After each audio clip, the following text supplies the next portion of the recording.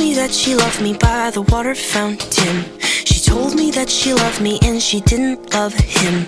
And that was really lovely cause it was innocent. But now she's got a cup with something else in it. It's getting kinda blurry at 10:15. And he was in a hurry to be touching her skin.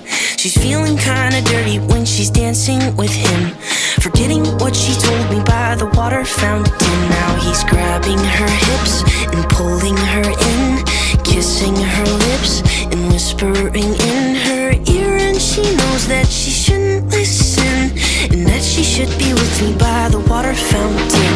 She couldn't be at home in the nighttime because it made her feel alone. But at that time she was too young. I was too young. I should have built a home with a fountain for us. The moment that she told me that she was in love, too young. I was too young. Too young. Too young. Too young. Young.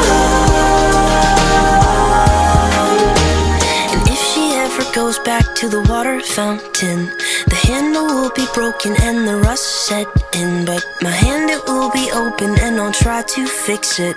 My heart, it will be open and I'll try to give it. Now I'm grabbing her hips and pulling her in, kissing her lips and whispering in her ear. And I know that it's only a wish, and that we're not standing by the water fountain.